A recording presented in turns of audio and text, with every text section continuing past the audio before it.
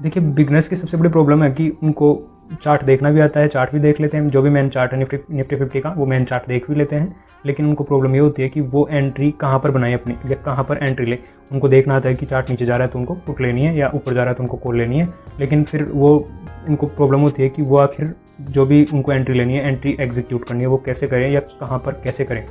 तो मैं बता दूं कि जब भी आपको एंट्री लेनी हो तो आप मेन चार्ट को देखकर एंट्री लें, क्योंकि मेन चार्ट जो बता रहा है वो जो प्रीमियर्स है वो नहीं बता पाते। प्रीमियर्स को देखते हैं रहो, लेकिन आप मेन चार्ट को अवॉइड कभी नहीं करो। मेन चार्ट हमेशा देखना है आपको, जो भी इंडाइसेस का मेन चार्ट है उसको देखना है, फिर उसके बाद में उसके प्रीमियर्स में जाना है, उसके ऑप्शन चेन में जाना है, उनके ऑप्शन को देखना है। ऑप्शन में अगर जितना हिंड्रेंस ये दे रहे हैं, जितना फ्लक्चुएट ये हो रहे हैं, या जितना मूव ये दे रहे हैं, कौन मेन चार्ट दे रहा है, उतना अगर ऑप्शन वाला चार्ट दे रहा है तो आपको एंट्री लेनी है। अगर उतना मूव ऑप्शन वाला चार्ट नहीं दे रहा तो आपको एंट्री नहीं लेनी। क्यों? क्योंकि उसमें थीटा डीके ऐड हो रहा है।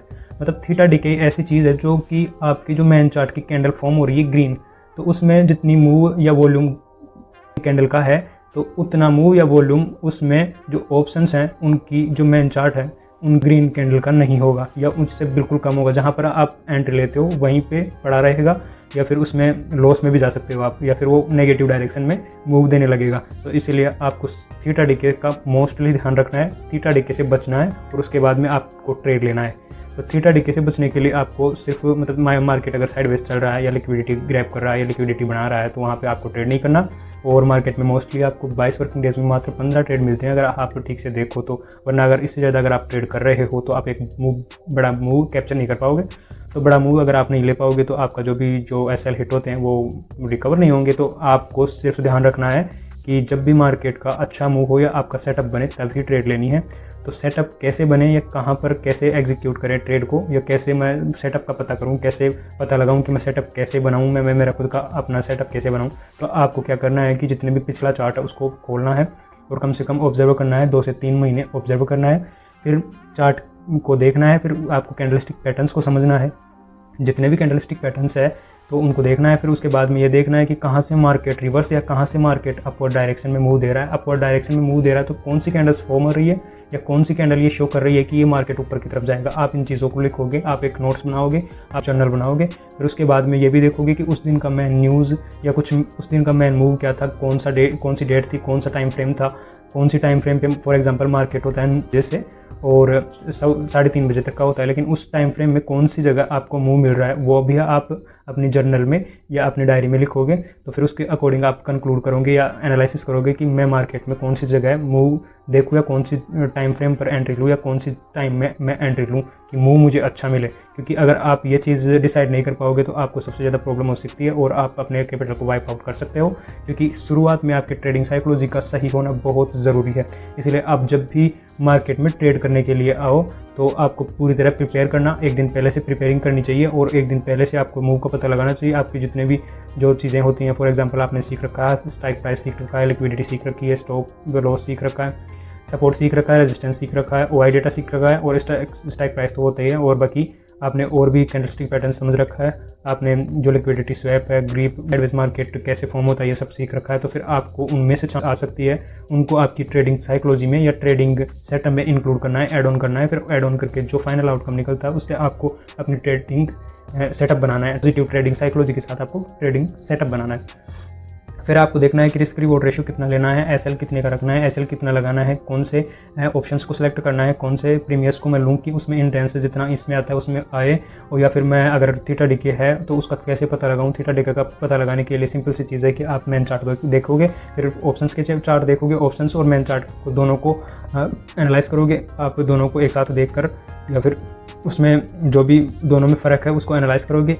अगर ऑप्शंस का चार्ट उतना मूव नहीं दे पा रहा है जितना मेन चार्ट दे रहा है तो आप ऑप्शंस को या फिर उसमें ट्रेड करना उस दिन अवॉइड करो। क्योंकि ये कुछ दिन होते हैं जो ट्रेपिंग डेज होते हैं या ट्रेपिंग मार्केट होता है, ट्रेपिंग चार्ट होता है, उसमें आप ट्रैप हो सकते हो या अपने कैपिटल को खो सकते हो। जैसे ही आप एंट्री लोगे वो मार्केट नीचे की तरफ आएगा, या फिर जैसा आपने डायरेक्शन डिसाइड किया है उस तरफ नहीं जाएगा तो आप लॉस कर दोगे। इसलिए आपको ज़्यादा ज़रूरी है कि आपकी खुद की सेटअप हो, खुद की स्ट्रेटजी हो, तो उस खुद की सेटअप या स्ट्रेटजी पर रेगुलर काम करना है और उसको इम्प्रूव करना है, डे बाई डे उसको इम्प्रूव करना है।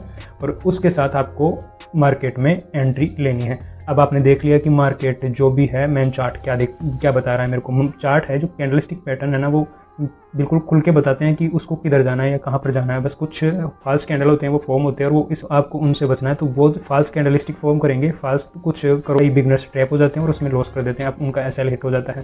दूसरी चीज़, आपको जो भी कैंडलस्टिक पैटर्न है उसमें फाल्स ब्रेकआउट्स का पता रखना है और सपोर्ट लगाना है, रेजिस्टेंस लगाना है। फिर उसके बाद में जो भी मार्केट डायरेक्शन दे उसमें आपको ट्रेड करनी है। या तो आपको ट्रेड एग्जीक्यूट आपको सपोर्ट पर करना है या फिर बाद आपको रेजिस्टेंस पे करना है। लेकिन ये ध्यान रखें कि जब भी फाल्स ब्रेकआउट हो तो उसका वापस से सेटअप बनने का इंतज़ार करें या वापस से मूव देने का इंतज़ार करें। एकदम से जब भी फाल्स ब्रेकआउट हो उसमें आपको ट्रेड नहीं करनी, क्योंकि उस फाल्स ब्रेकआउट में कई रिटेलर्स ट्रैप हो जाते हैं और उनका एसएल हिट होता है फिर बाद में। तो उससे बचें।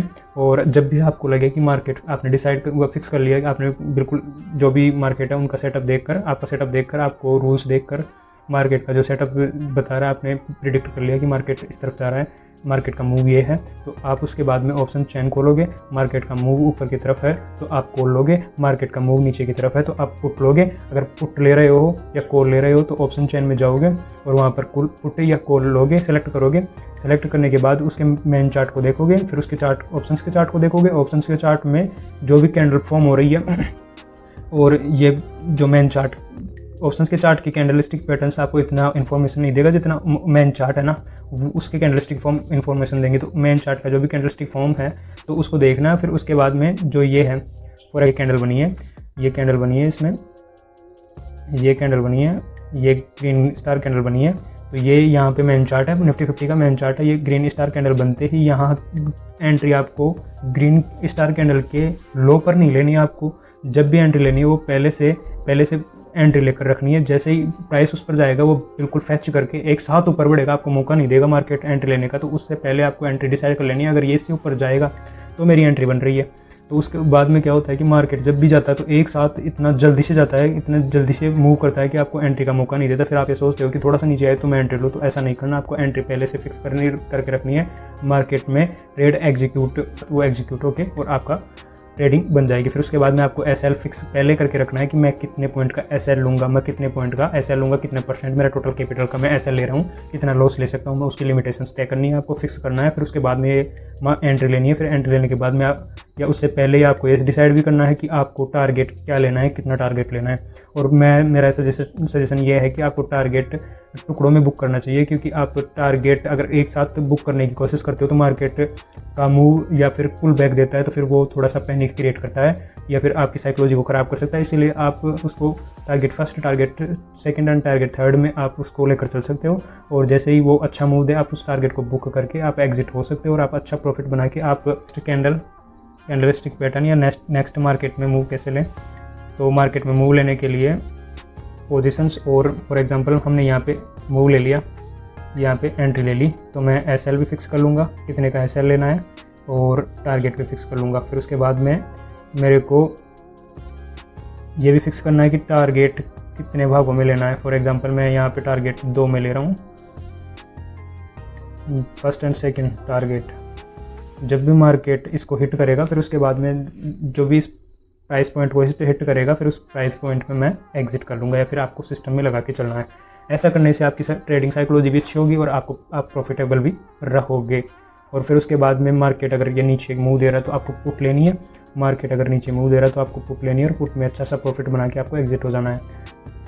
जब भी आपको लगे मार्केट में एंट्री लेने के बाद कि मैं हूँ जो मैंने गलत या मेरा जो भी रूल्स थे उनको फॉलो नहीं किया और मैंने गलत ट्रेड ले लिया, मार्केट में अच्छी बड़ी बड़ी कैंडल्स फॉर्म हो रही थी, मैंने सोचा कि ये जहाँ पर जा रही है वहीं डायरेक्शन में जाएगी तो मैंने ले लिया, और मेरा जो सेटअप था वो परफेक्ट तरीके से नहीं बना था और मैंने उसी टाइम में वहीं पे जितना प्रॉफिट या जितना लॉस दिखा रहा है वहीं पे एग्जिट हो जाना है, क्योंकि उससे आपकी साइकोलॉजी ख़राब हो सकती है। इस वजह से आपकी साइकोलॉजी के लिए बेटर है कि आप मोस्टली जब भी साइडवेज मार्केट है उसमें पेपर ट्रेड लें, क्योंकि उसमें आपको कैंडलस्टिक फॉर्म को समझने में बहुत आसानी होगी। इसलिए आप जब भी पेपर ट्रेड लें तो साइडवेज मार्केट में लें, और अच्छा मूव कैप्चर करने के लिए आपको कैंडलस्टिक पैटर्न्स को सीखना होगा।